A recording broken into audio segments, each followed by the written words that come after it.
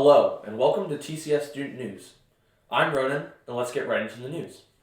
Our first story is about Hong Kong and what has been going on there in the past few days. On Monday, a 21-year-old demonstrator was shot by police in the abdomen at point-blank range, while protesting for democratic reform in Hong Kong. This is the second protester shot since the demonstrations began in early June. Later that day, a man was doused with flammable liquid and set ablaze by a group of protesters because he spoke out against them and their cause. The man, who was later identified as a 57-year-old construction worker, is now in critical condition. Police shot tear gas canisters into a Chinese university while protesters were demonstrating there. The Hong Kong protests are getting more and more violent, and Hong Kong's leader Carrie Lam stated, "The violence on Monday has exceeded protesters' demands for democracy, and demonstrators are now the people's enemy." All this comes after a demonstrator was shot last month and another fell to his death under questionable circumstances last week. The protesters closed off streets with barricades made of cars and other materials such as traffic cones, trash bins, and even set some barricades on fire to stop cars from coming in. Protesters destroyed stores and buildings that they thought were to be pro-Beijing and against their cause. Workplaces and schools were closed in fear of being vandalized. There have been over 3,000 arrests in the 6 months that the protests have been going on, and Carrie Lam says that these riots are destroying society. This is a scary time for Hong Kong, but we cannot forget that both sides are using excessive violence to get their points across. I hope that the demonstrators' demands are met so this unrest can finally end. In other news from Hong Kong, ISIS recruiters have been preying on domestic workers in Hong Kong. A few domestic workers in homes across Hong Kong have promoted ISIS online, donated money to militants overseas, and become so radicalized that at least one of the workers said that they were ready to die as a suicide bomber in Syria. ISIS recruiters pose as potential lovers or friends for these workers on sites such as Facebook. They convince people to trust them online. ISIS recruiters tell these men and women to send money to them. This helps pay for military operations that happen in ISIS-controlled territories.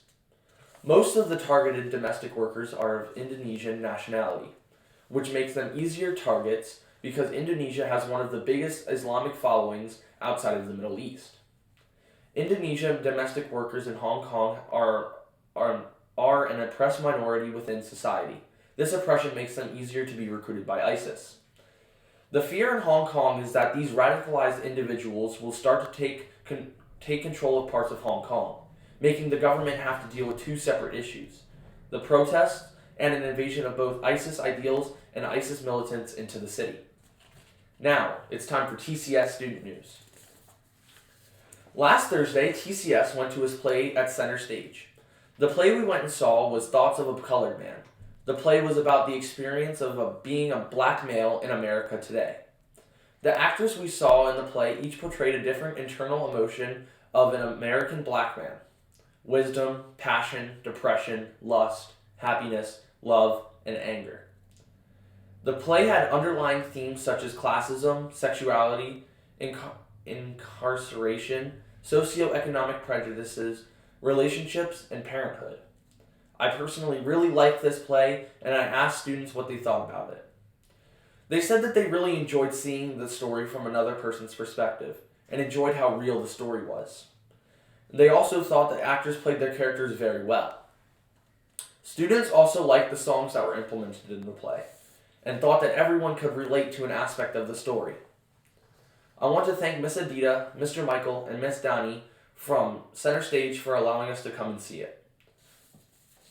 Last Friday, we had Alex Fine, an editorial cartoonist for the Washington Post and Newsweek.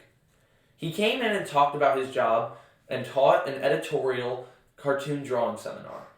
We, the students, chose a political topic that we wanted to explore with our drawings.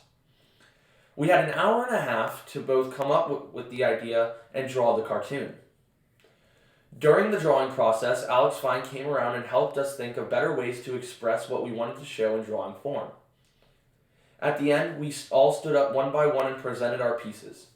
This seminar was to help prepare students who want to submit editorial cartoons to the Scholastic Scholarship Competition.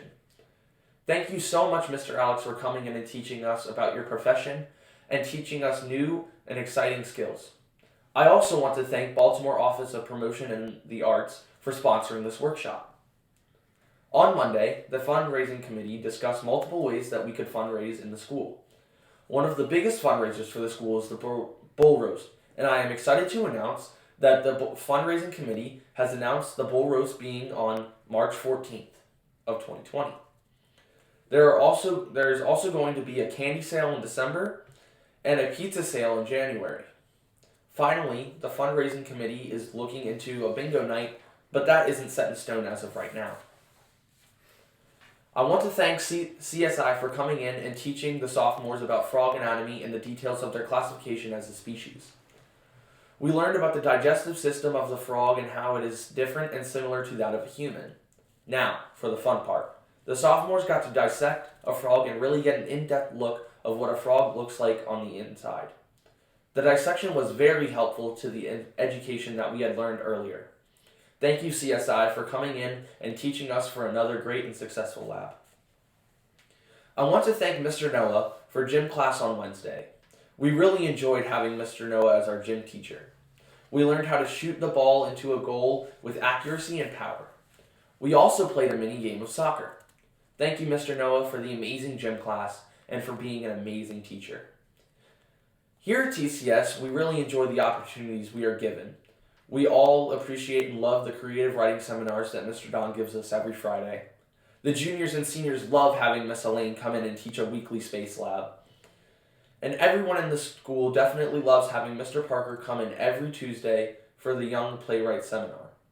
I want to thank Mr. Don, Miss Elaine, Mr. Parker for helping improve the education of the TCS students. On the note of thank yous, I want to thank everyone who provided a lunch this week. Thanks Mom, Miss Janae, for the tacos and rice last Thursday. I want to thank Miss Michelle, Faith's mom and sponsor, for the pizza, wings, and rice pudding last Friday. I want to thank Miss Lisa, Salma, and Tylea sponsor, for the veggie egg rolls, rice, and sweet and sour vegetables on Monday. I want to thank Miss Renee for bringing in chili, salad, cornbread, dessert on Tuesday. And finally, I want to thank Miss Christina for causa, a Peruvian dish made with potatoes, yellow pepper, lemon, chicken, peas, carrots, mayonnaise, and garnished with olives, egg, and chopped parsley. Okay, that's it for this week's edition of TCS Student News. I'm Ronan, and happy Friday.